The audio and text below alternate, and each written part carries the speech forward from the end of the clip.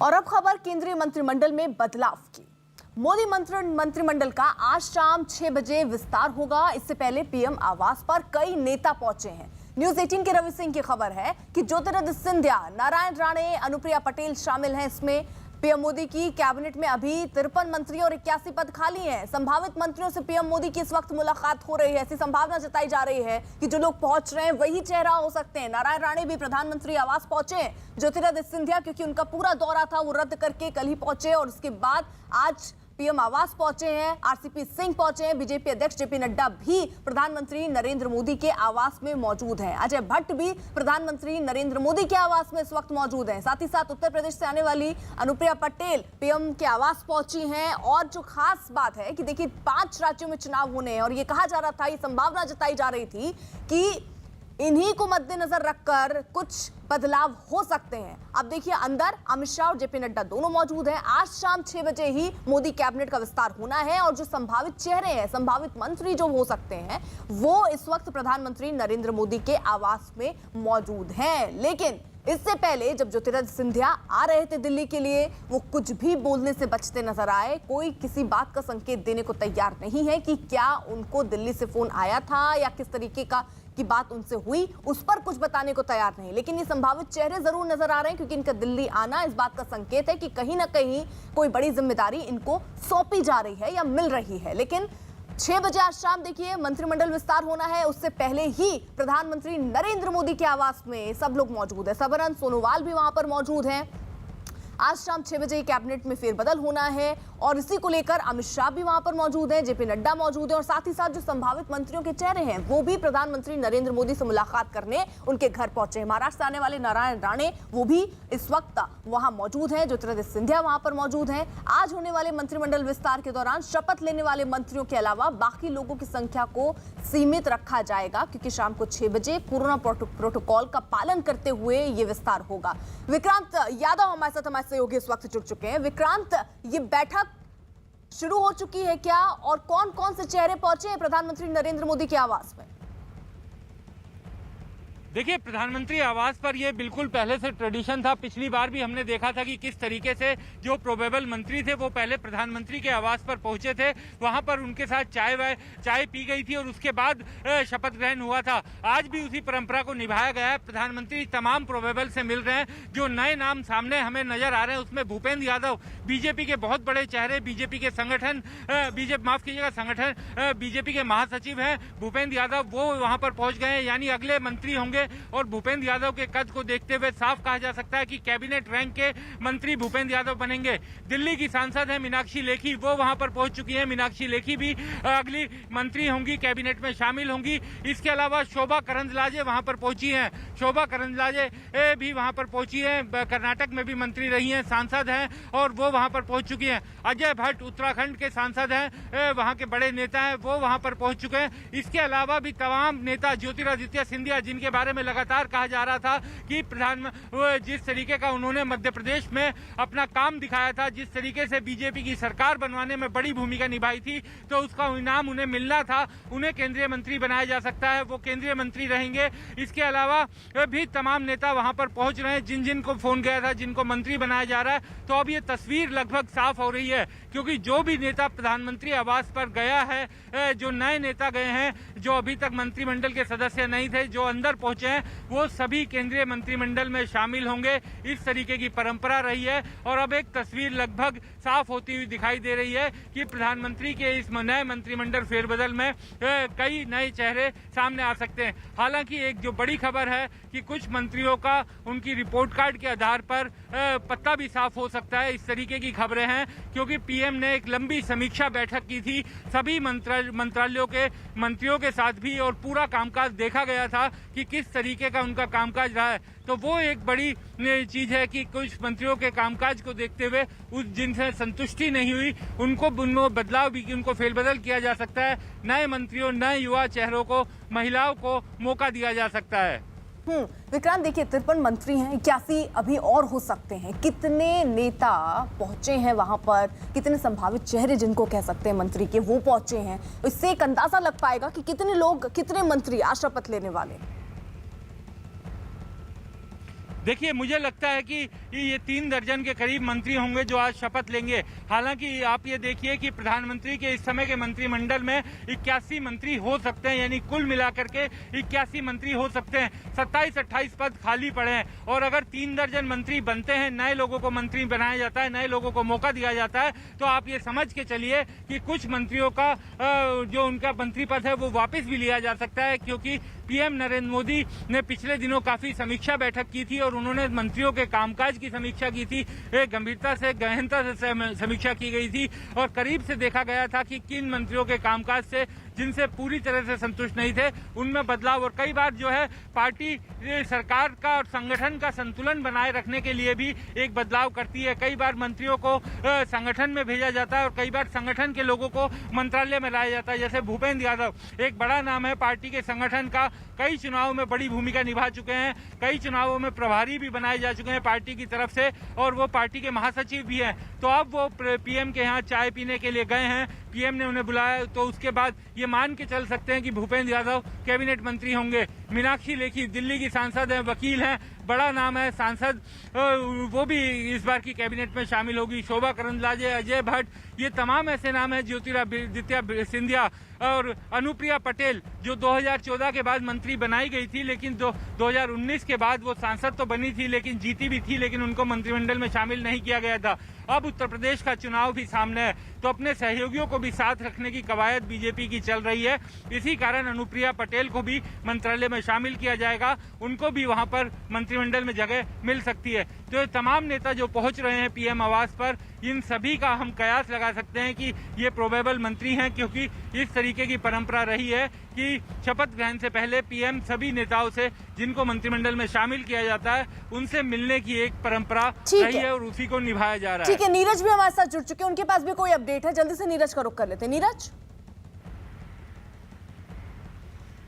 देखिए, मोदी सरकार के दूसरे कार्यकाल का पहला विस्तार जो है वो सामान्य विस्तार नहीं है, जो हमें खबर मिली है। बड़ा विस्तार होने जा रहा है, बड़ी संख्या में मंत्री शपथ लेंगे और कुछ बड़े मंत्रियों को ड्रॉप भी किया जाएगा। ये अब तक की जानकारी है कि कुछ ऐसे चेहरे हैं जिनको ड्रॉप भी करेगी मोदी सरकार दूसरे कार्यकाल में। और ऐसे वक्त में, जबकि 2 साल का वक्त बीता है प्रधानमंत्री नरेंद्र मोदी के दूसरे कार्यकाल को, अगले 3 साल की रणनीति को ध्यान में रखते हुए ये विस्तार किया जा रहा है। उत्तर प्रदेश तो है ही चुनाव, विधानसभा चुनाव, और एक बड़ा राज्य है जहाँ के मंत्रियों और सांसदों को देखना पड़ता है। लेकिन इसके अलावा तमाम जो राज्य हैं देश भर में, पैन इंडिया मंत्रिमंडल विस्तार इसको कहा जा रहा है कि तमाम जो देश है, तमाम जो राज्य, वहां के लोगों को ध्यान में रख के मोदी सरकार के मंत्रिमंडल का पहला विस्तार किया जा रहा है दूसरे कार्यकाल का। तमाम जो चेहरे हैं वो पहुंचने लगे। सबसे पहले ज्योतिरादित्य सिंधिया पहुंचे, उसके बाद जो दूसरे अनुराग ठाकुर पहुंचे और बाकी बीजेपी के नेता पहुंचे। जेडीयू को भी शामिल किया जा रहा है काफी दिनों के बाद इस मोदी मंत्री परिषद में। तो अपने आप में बड़ी बात है, क्योंकि मोदी सरकार इस बात को ध्यान में रखना चाह रही है कि आने वाले राज्यों के विधानसभा चुनाव और 2024 के लोकसभा चुनाव में तमाम चीजों को ध्यान में रखकर इसका विस्तार किया जाए। लेकिन इस वक्त हम लोग मौजूद हैं ज्योतिरादित्य सिंधिया के आवास पे, यहाँ उनके समर्थक मौजूद हैं। आप कहाँ से आई हैं? मैं ग्वालियर से हूँ, Sangeeta Joshi, advocate, supreme court. Sangeeta ji Congress से बीजेपी में आए, सिंधिया जी अब मंत्री बनने जा रहे हैं, क्या उम्मीद रहेगी? बिल्कुल, बहुत ही पॉजिटिव उम्मीद है। पूरे मध्य प्रदेश को इस बात की बहुत खुशी है। मैं तो कहूँगी पूरे देश में एक लहर है। और चूंकि सुप्रीम कोर्ट में ये मैटर भी मैं देख रही थी, शिवराज सिंह वर्सेस जो लेजिस्लेटिव था, तो उसके बाद जो सरकार गई, उसके बाद सभी को एक इंतजार था और ये इंतजार की घड़ियां खत्म हुई हैं। और श्रीमान ज्योतिरादित्य सिंधिया जी जिस तरह से अपनी बागडोर संभालेंगे, बहुत ही और समर्थकों का उत्साह देखिए। ज्योतिरादित्य सिंधिया के स्वागत में उनकी बड़ी प्रतिमा लेकर, एक तस्वीर लेकर उनके समर्थक पहुंचे। आप लोग हैं कहाँ से? मैं सागर मध्य प्रदेश से हूँ। तो यहाँ ये प्रतिमा लेकर क्या अभिवादन करेंगे? आपकी मुलाकात हुई थी जब वो निकले, देखा मैंने कि आपको प्रणाम किया उन्होंने। महाराज ने बाकायदा हम लोगों का अभिवादन स्वीकार किया और बचपन से ही महाराज को हम लोग देखते हुए आ रहे हैं। जो 30 साल की उम्र है, लगभग 18 वर्ष का जब मैं था, जब NSCI का प्रेसिडेंट था, तब से महाराज के साथ में हूँ। तो आप लोग कांग्रेस में थे, आप लोग भी बीजेपी में आ गए? जी हाँ, मैं युवा कांग्रेस का जिलाध्यक्ष था दमोह का, और जब महाराज के साथ में हम लोग भाजपा में, उनके नेतृत्व में हम भाजपा में आए हैं। और आज हमें इससे ज्यादा खुशी का दिन ही है, समझ में आ रहा है कि आज सबसे ज्यादा हो जब मोदी कैबिनेट विस्तार में महाराज को एक सम्मानीय जगह मिली। तो मनमोहन सरकार में भी ज्योतिरादित्य सिंधिया मंत्री थे, आज मोदी सरकार के दूसरे कार्यकाल का विस्तार हो रहा है, पहली बार विस्तार हो रहा है, उसमें भी ज्योतिरादित्य सिंधिया को जगह दी जाएगी। और आपने गौर किया होगा कि पहला जो चेहरा पहुंचा प्रधानमंत्री के आवास पे अब से थोड़ी देर पहले 7 लोक कल्याण मार्ग, वो ज्योतिरादित्य सिंधिया थे, जो मीडिया में खबरें आई। और उसके बाद तमाम नेता पहुंचे। भारतीय जनता पार्टी के राज्यसभा सांसद तो वो हो ही चुके हैं। जी ठीक है, नीरज आप रहिए जरा सा, एक बार फिर से मैं आपको रुक करूंगी। विक्रांत, खबरें तो बहुत ज्यादा हैं। खबरें तो ये भी हैं कि 10 से 12 मंत्रियों को हटाया जा सकता है और उसमें भी यूपी और बिहार के कुछ मंत्रियों की छुट्टी हो सकती है। देखिए, बिल्कुल इस तरीके की खबर है, क्योंकि यही बात हम लगातार आपसे कह रहे थे कि ये सुनिए, इस तरीके के कयास हैं कि 3 दर्जन के करीब मंत्री शपथ ले सकते हैं। तो 3 दर्जन के करीब मंत्री तभी शपथ लेंगे जब कुछ पद खाली हों, क्योंकि 81 से ज्यादा मंत्री हो नहीं सकते और इतने पद अभी खाली नहीं है कि 3 दर्जन नए लोगों को आप शपथ दिलवा सके। और प्रधानमंत्री ने एक बड़ा काम किया था, जो उन्होंने बड़ी समीक्षा की थी, लगातार बैठकें की थी और हर मंत्रालय की गंभीरता से और सघनता से पूरी तरीके से उनका कामकाज की समीक्षा की गई थी। और उसी के आधार पर यह कहा जा रहा था कि इस बार का जब मंत्रिमंडल विस्तार होगा तो कुछ मंत्रियों की छुट्टी भी हो सकती है, जिनके काम से पूरी तरीके से संतुष्ट ना हो या फिर जिनकी अब संगठन में जरूरत है, अब उनको संगठन में रखा जाएगा। तो इस तरीके की हमारे पास भी सूत्रों से जानकारी मिल रही है कि मंत्रिमंडल के विस्तार के साथ साथ कुछ मंत्रियों को हटाया भी जा सकता है, उनकी जगह नए चेहरों को मौका दिया जा सकता है। और जो नए चेहरों को मौका दिया जा रहा है उसमें जातीयता, क्षेत्रीयता, आने वाले चुनाव, भविष्य के चुनाव और जो पूर्व की जिस तरीके से रिपोर्ट कार्ड रही है, पूर्व में जिस तरीके का कामकाज रहा है, उसके आधार पर की गई समीक्षा। तो ये तमाम ऐसे कदम हैं जिसके आधार पर नए मंत्री बनाए जा रहे हैं। और इस बार का जो मंत्रिमंडल है उसमें युवाओं को, महिलाओं को, ओबीसी, एससी, एसटी, उनका उचित प्रतिनिधित्व रहे, इसका भी पूरा ध्यान रखा गया है और वो एक तस्वीर देखने को मिलेगी। उत्तर प्रदेश चूंकि एक बहुत बड़ा चुनाव है, अगले साल उसका चुनाव होना है, उत्तर प्रदेश से कई चेहरे दिखाई दे सकते हैं और उन चेहरों के जरिए यूपी के हर क्षेत्र, हर जाति के पूरा एक प्रतिनिधित्व देने की कोशिश की जाएगी। उसकी पूरी तस्वीर दिखाने की इस मंत्रिमंडल विस्तार में प्रयास होगा। ठीक, विक्रांत जरा ये भी बताइए, क्योंकि बिहार पर भी नजर रहेगी, पशुपति पारस वो भी पहुंचे हैं मिलने, उन पर नजर रहेगी, क्योंकि यहाँ पर चिराग पासवान तो कह रहे हैं कि अगर एलजेपी के नाम पर कोई पहुंचा तो मैं कोर्ट का दरवाजा भी हम लोग खटखटाएंगे। वहीं जेडीयू की तरफ से क्या 3 की संभावना थी, वो 3 ही पहुंचे, संतोष कुशवाहा, रामनाथ ठाकुर, चंद्रेश्वर प्रसाद, वो है अभी मीटिंग में। देखिए, जेडीयू की तरफ से जो हमें पुख्ता जानकारी मिल रही है वो ये कि जेडीयू के अध्यक्ष आरसीपी सिंह, जो जेडीयू के अध्यक्ष भी हैं, वो केंद्रीय मंत्री बन रहे हैं। उनके अलावा नामों को लेकर के अभी सस्पेंस है, हालांकि दोनों नाम सामने आ रहे हैं, लेकिन एक बार तस्वीर तभी साफ होगी कि जब वो प्रधानमंत्री आवास पर पहुंच जाए। और रही बात पशुपति पारस की लेकर के, तो पीएम ने अपने मंत्रिमंडल में शामिल करने से पहले तमाम चीजों पर चर्चा की है, विचार किया है। और जिस तरीके से चिराग पासवान के साथ अलावा जितने भी सांसद थे वो सभी पार्टी से अलग हो गए हैं, तो उनका ये कहना है कि पार्टी पर अधिकार अब हमारा है और इसमें चिराग पासवान को हमने कार्रवाई करके बाहर कर दिया है। तो एक तरह से तमाम कानूनी पेचीदगियों को देखकर ये फैसला लिया गया है। चिराग पासवान के पास हालांकि विकल्प है, वो क्योंकि उन्हें भी अपनी राजनीति करनी है, निश्चित तौर पर वो कदम भी उठाएंगे, वो उनके अधिकार क्षेत्र में है। लेकिन पशुपति पारस, क्योंकि जिस तरीके से उनका रुख रहा और जैसे उन्होंने कहा बीजेपी और जेडीयू सरकार के समर्थन में, क्योंकि चिराग पासवान पूरे बिहार चुनाव के दौरान नीतीश कुमार की खुलकर मुखालफत करते हुए दिखाई दिए थे, तो जेडीयू और नीतीश कुमार के निशाने पर थे। बीजेपी का इस समय बड़ा सहयोगी है जेडीयू, उसकी बात को तरजीह दी जाती है और यही बात पशुपति पारस के पक्ष में भी गई है। नीरज, उत्तर प्रदेश से अनुप्रिया पटेल के अलावा और कौन से नाम सामने आ रहे हैं, क्योंकि ये माना जा रहा था कि सबसे ज्यादा फोकस उत्तर प्रदेश में भी हो सकता है आने वाले चुनावों को देखते हुए। देखिए, अभी लोक कल्याण मार्ग में ऐसा कोई चेहरा अब तक की जो जानकारी है कोई ऐसा नहीं पहुंचा है। जो हमें जानकारी है कि जो उत्तर प्रदेश से अनुप्रिया पटेल का तो नाम आ ही रहा है, वो सहयोगी हैं और आपको याद होगा कि पहले भी वो मंत्री रह चुकी हैं मोदी सरकार में ही।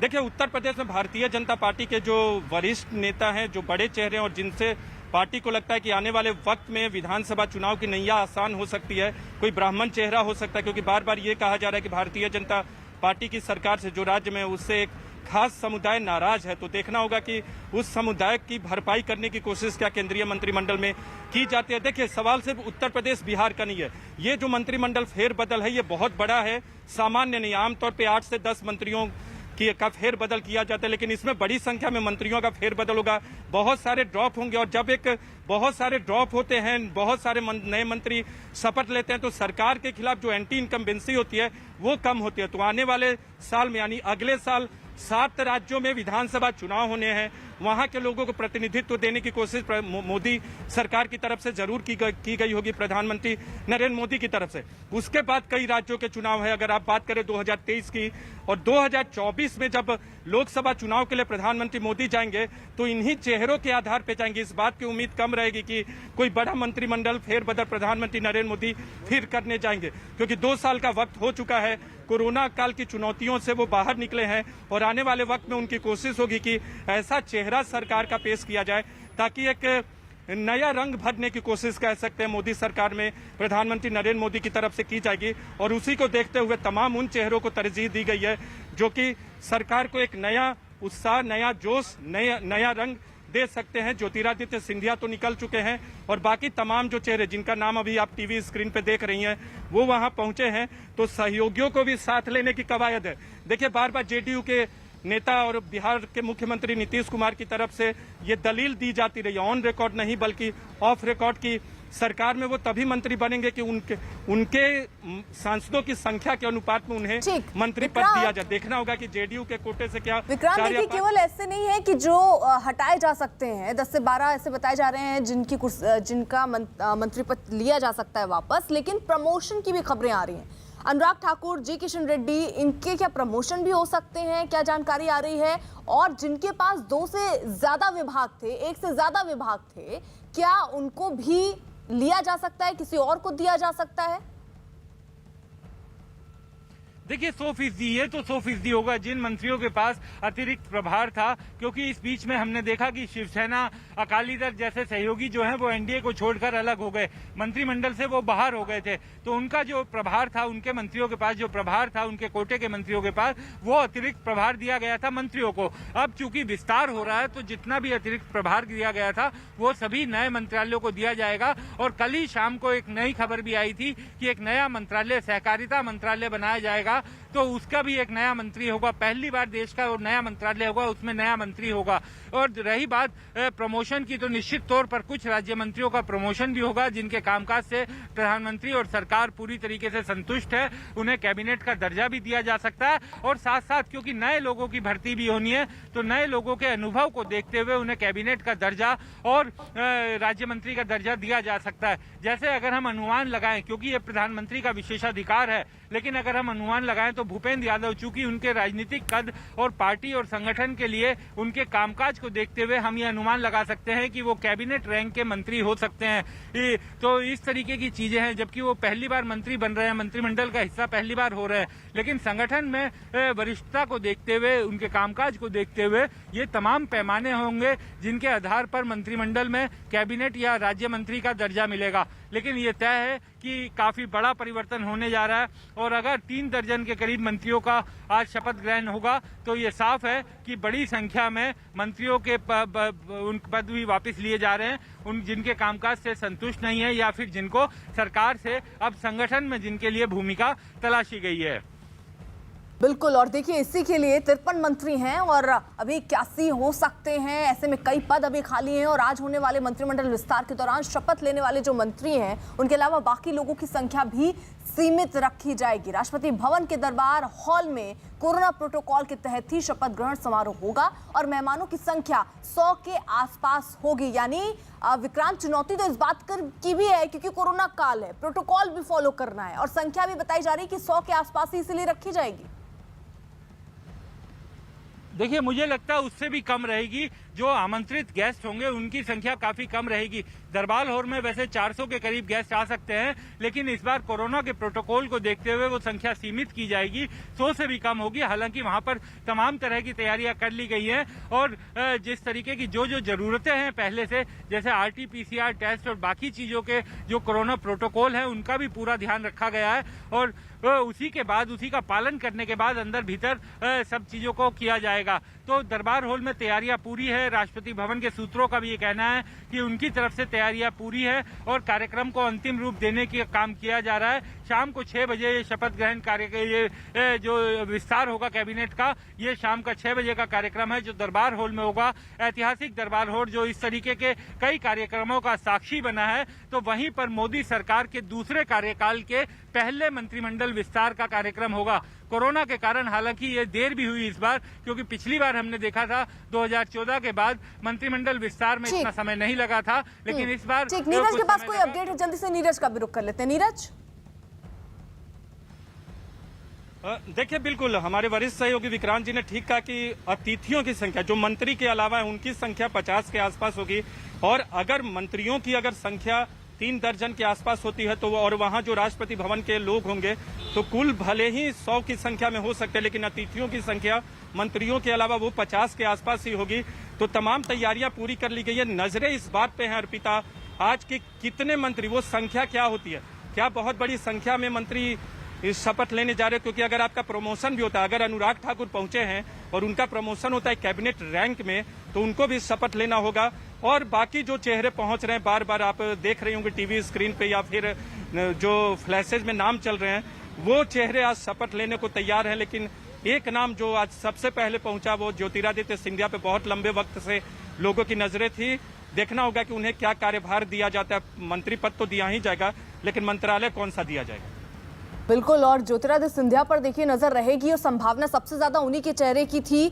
और अब क्योंकि एक बड़ी भूमिका उन्होंने निभाई और उसके बाद जून 2020 में मध्य प्रदेश से राज्यसभा सांसद भी वो चुनाव जीते थे और बीजेपी के लिए बहुत ही फायदेमंद रहे थे, और इसीलिए ये संभावना जताई जा रही थी कि वो जरूर इसमें शामिल होंगे। विक्रांत हमारे साथ मौजूद हैं। विक्रांत, अभी जो ये मुलाकात हो रही है प्रधानमंत्री नरेंद्र मोदी की, उसमें कितने चेहरे नेता पहुंचे हैं? कोई संख्या अभी तक सामने आ पा रही है कि कितने लोग हैं और किस तरीके की तैयारियां हो रही हैं? देखिए, कुछ कारण हैं जिनके कारण जो बाहर में प्रधानमंत्री आवास जो है उसके सड़क के दूसरी तरफ खड़े रहना पड़ता है पत्रकारों को, और जो कोने का जो गैलरी होती है वहां पर झाड़ियां कुछ ऊंची लंबी हैं, जिस कारण से अंदर का दृश्य सुरक्षा की दृष्टि से भी पूरा वहां पे चाक चौबंद इंतजाम रहता है। तो एक तरह से जिनकी नजर, क्योंकि सामने से गाड़ी जाती है रोड के, तो जिनकी गाड़ी जाते हुए दिखाई देती है उसी से हम एक कयास लगा सकते हैं कि ये लोग अंदर पहुंचे हैं। लेकिन अभी तक कितने लोग एक्चुअली अंदर पहुंच चुके हैं, कितने अंदर मंत्री हैं, इसका पुख्ता अनुमान लगा पाना बहुत मुश्किल है, क्योंकि उसकी जो सूची है वो आधिकारिक तौर पर सरकार की तरफ से आएगी, जिसमें आने में अभी समय है। लेकिन एक आइडिया लग जाता है, एक अनुमान लगाया जा सकता है कि जो लोग अंदर गए हैं चाय पीने के लिए, प्रधानमंत्री ने जिनको बुलाया है, उन सभी को मंत्रिमंडल में शामिल किया जाएगा, क्योंकि इस तरीके की परंपरा उन्होंने पिछली बार भी निभाई थी और इस बार भी वही परंपरा निभाई जा रही है। और अगर राज्यों के हिसाब से देखें तो बिहार से फिलहाल 3 की जानकारी बताइएगा जरा विक्रांत। 3 की जानकारी मिल रही है। उत्तर प्रदेश में 4, अनुप्रिया पटेल, रीता बोगड़ा जोशी, वरुण गांधी और प्रवीण निषाद। ये सारे कयास हैं, ये सिर्फ अभी कयास लगाए जा रहे हैं। संभावनाओं पर देखिए अभी तक बात हो रही है। तस्वीर तो शाम 6 बजे ही क्लियर होगी जब शपथ ग्रहण का ये समारोह शुरू होगा। महाराष्ट्र से सिर्फ नारायण राणे, सर्बानंद सोनोवाल असम से जो आगे चल रहे हैं, उनका नाम भी ये बहुत संभावित लिस्ट में सबसे ऊपर दिख रहा था। ज्योतिरादित्य सिंधिया और सर्बानंद सोनोवाल की ये तो जरूर शामिल होंगे। वहीं कुछ लोगों के प्रमोशन एक तरीके से कह सकते हो सकता है, जिसमें जी किशन रेड्डी, अनुराग ठाकुर, ये नाम अभी देखिए संभावनाओं पर ही चर्चा चल रही है कि ये नाम हो सकते हैं। 10 से 12 मंत्रियों को हटाया भी जा सकता है, जिसमें यूपी बिहार के कुछ मंत्रियों की छुट्टी हो सकती है, क्योंकि जाहिर तौर पर अगर आपको रखना है और लोगों को, तो किसी ना किसी की छुट्टी तो होनी ही तय है। और इसलिए जो संभावनाएं हैं कि 10 से 12 मंत्री होंगे जिन्हें हटाया जा सकता है। अमित पांडे हमारे साथ, हमारे सहयोगी जुड़ चुके हैं, कुछ अपडेट है उनके पास। अमित, देखिए, अब से थोड़ी देर पहले जी किशन रेड्डी भी यहाँ पीएम आवास पर पहुंचे हैं और जिस तरीके से नए मंत्रिमंडल में नए चेहरों को शामिल करने की संभावना है, उसी तरीके से फेरबदल की भी बहुत ज़्यादा संभावना है। कुछ मंत्रियों के विभाग बदले जा सकते हैं और महत्वपूर्ण इसमें नाम यह है कि जी किशन रेड्डी का भी नाम है और इसके अलावा अन्य नाम भी है। जो नए नाम हैं उसमें भूपेंद्र यादव हो सकते हैं, मीनाक्षी लेखी हो सकती हैं और इसके अलावा अजय भट्ट हो सकते हैं, नारायण राणे हो सकते हैं, ज्योतिरादित्य सिंधिया हो सकते हैं। ये सब जो अहम चेहरे चेहरे हैं ये पहुंच चुके हैं पीएम आवास में और यहाँ पर ही बैठक शुरू हो रही है। तो जितने ज़्यादा नए चेहरे शामिल होंगे एक बड़ा फेरबदल भी हम यहाँ पर देखेंगे और इसीलिए इन चेहरों का पहुँचना पीएम आवास पर जारी है। जी बिल्कुल। और देखिए विक्रांत, जो मैं आपसे जिक्र कर रही थी कि अलग अलग राज्यों में, क्योंकि ये था कि जहां जहां चुनाव होने वाले हैं आने वाले दिनों में उनको ज्यादा तरजीह दी जाएगी। नजर तो बिहार पर भी है क्योंकि सुशील मोदी, पशुपति पारस, राजीव रंजन, संतोष कुशवाहा, रामनाथ ठाकुर, ये तमाम कयास और संभावनाएं तो बिहार में बहुत ज्यादा दिख रही हैं कि बहुत सारे लोग हैं जो मंत्री पद की शपथ ले सकते हैं। देखिए, बहुत लोग नंबर तो बिल्कुल लगाया जाता है, एक अनुमान भी लगाया जाता है, लेकिन जो मेरी जानकारी है सुशील मोदी अभी बिहार में ही हैं, वो दिल्ली नहीं आए हैं। तो आगे क्या होता है ये इंतजार करना होगा, लेकिन वो अभी पटना में ही है। इसके अलावा लेकिन हालांकि मुझे अभी भी लगता है कि बिहार से ज्यादा संख्या होगी, 3 या 4 इससे ज्यादा होगी, क्योंकि जेडीयू के भी सांसद होंगे और बीजेपी के भी सांसद होंगे जिन्हें मंत्रिमंडल में शामिल किया जाएगा। उत्तर प्रदेश से एक बड़ी संख्या होगी क्योंकि उत्तर प्रदेश के क्षेत्रीयता, जातीयता और सभी चीजों के पूरा उसमें प्रतिनिधित्व रहे, इस चीज का खास ध्यान रखा जाएगा। महाराष्ट्र से भी ज्यादा संख्या होगी। अभी तक हालांकि जो नाम सामने आ रहा है नारायण राणे का, वो तो रहेंगे ही, उनके अलावा भी 3-4 नाम हैं जो अभी कुछ देर में साफ हो जाएंगे, क्योंकि जो हमारी जानकारी है वो महाराष्ट्र से भी इससे ज्यादा। इसके अलावा गुजरात से भी नाम है। और एक बार ये कह सकते हैं कि इस बार का जो मंत्रिमंडल विस्तार होगा उसमें आपको पैन इंडिया की झलक दिखाई देगी, देश के अलग अलग राज्यों से झलक दिखाई देगी। 2-3 चीजों का खास ध्यान रखा जाएगा।